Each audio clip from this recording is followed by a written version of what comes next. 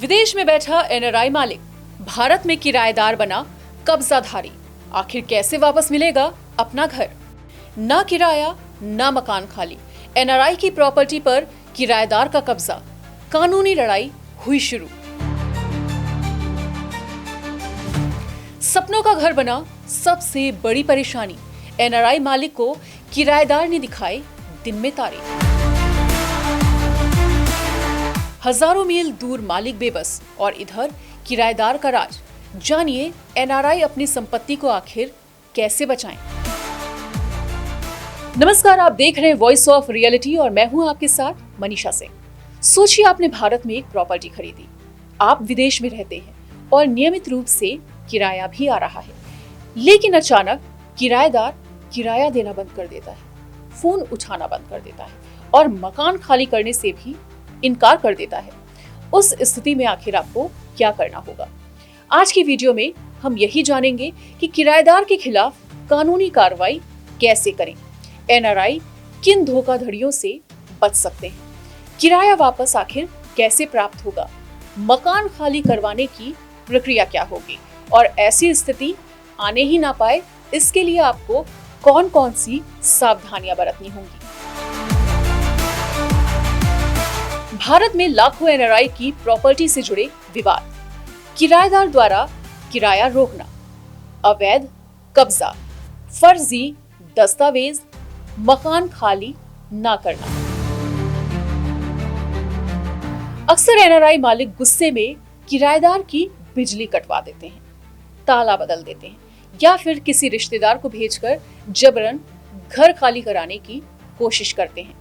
तो ये एक बहुत बड़ी गलती हो सकती है जो आप पर भारी भी पड़ सकती है।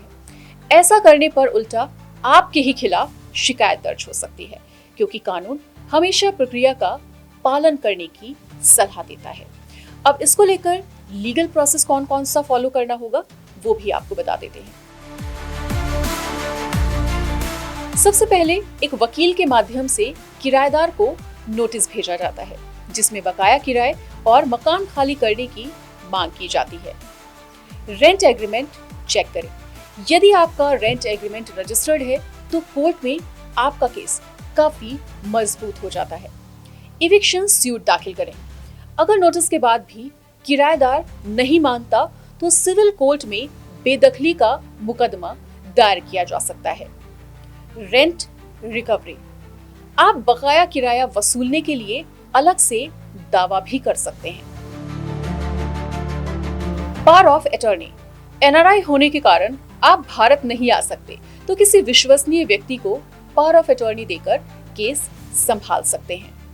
अब इस पूरे सिनेरियो को समझने के लिए एक स्टोरी एग्जांपल भी ले लेते हैं। राजेश दुबई में रहा करते थे। उन्होंने दिल्ली में अपना फ्लैट किराए पर दिया। शुरुआत में सब कुछ ठीक रहा, लेकिन 6 महीने बाद किराएदार ने किराया देना बंद कर दिया, फोन उठाना बंद कर दिया, मकान खाली करने से भी मना कर दिया। उसके बाद राजेश ने लीगल नोटिस भेजा, लोकल लॉयर नियुक्त किया, पावर ऑफ अटॉर्नी बनवाई और इविक्शन केस फाइल किया। कुछ महीनों की कानूनी प्रक्रिया के बाद मकान वापस मिल गया और किराए का भी एक हिस्सा रिकवर हो गया। तो आखिर धोखाधड़ी से कैसे बचें ये भी जान लेते हैं। एनआरआई को इन बातों का विशेष ध्यान रखना चाहिए। पुलिस वेरिफिकेशन जरूर करवाएं, रजिस्टर्ड रेंट एग्रीमेंट भी बनवा कर रखें, सिक्योरिटी डिपॉजिट लें और हर भुगतान बैंक के माध्यम से लें। अपनी प्रॉपर्टी की देखरेख के लिए प्रॉपर्टी मैनेजर या फिर ट्रस्टेड रिलेटिव्स रखें। सभी दस्तावेज डिजिटल रूप से सुरक्षित रखें। समय समय पर प्रॉपर्टी का निरीक्षण करवाएं और कई बार धोखाधड़ी सिर्फ किराएदार ही नहीं बल्कि ब्रोकर या फिर स्थानीय एजेंट भी कर सकते हैं। इसलिए दस्तावेजों की नियमित जांच करना बेहद जरूरी है। NRI safety checklist, registered agreement, police verification, bank transfer rent, power of attorney, property inspection, legal record safe. Property dispute होने पर सबसे पहले सभी दस्तावेज एकत्र करें। Rent agreement, payment records, property papers, notice copies. इसके बाद किसी अनुभवी प्रॉपर्टी लॉयर से सलाह लें। कई मामलों में बातचीत और कानूनी नोटिस से ही समाधान निकल जाता है, लेकिन यदि मामला गंभीर है तो कोर्ट का रास्ता अपना लेना चाहिए। अब इस पूरे वीडियो को लेकर महत्वपूर्ण सवाल क्या बनते हैं, आइए उन पर भी नजर डाल लेते हैं। क्या किराएदार लंबे समय तक रहने के बाद मालिक बन सकता है? तो इसका जवाब है कि ये एक बहुत ही बड़ा भ्रम है। सिर्फ लंबे समय तक रहने से कोई मकान मालिक नहीं बन जाता। मालिकाना हक साबित करने के लिए अलग कानूनी शर्तें होती हैं।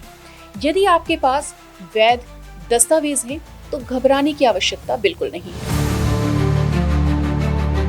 याद रखिए, समस्या तब बड़ी बनती है जब मालिक वर्षों तक कोई कार्रवाई नहीं करता। कई एनआरआई सोचते रहते हैं कि अगली भारत यात्रा में देख लेंगे, लेकिन जितनी देर होगी मामला उतना ही जटिल हो सकता है। तो फ्रेंड्स, एनआरआई होने का मतलब ये नहीं कि आपकी भारतीय प्रॉपर्टी असुरक्षित है। सही दस्तावेज, सही कानूनी प्रक्रिया और थोड़ी सी सतर्कता आपकी संपत्ति को सुरक्षित रख सकती है। अगर आप भी एनआरआई हैं या फिर भारत में प्रॉपर्टी निवेश करने की सोच रहे हैं, तो ये वीडियो आपके लिए है और इसे जरूर शेयर करें।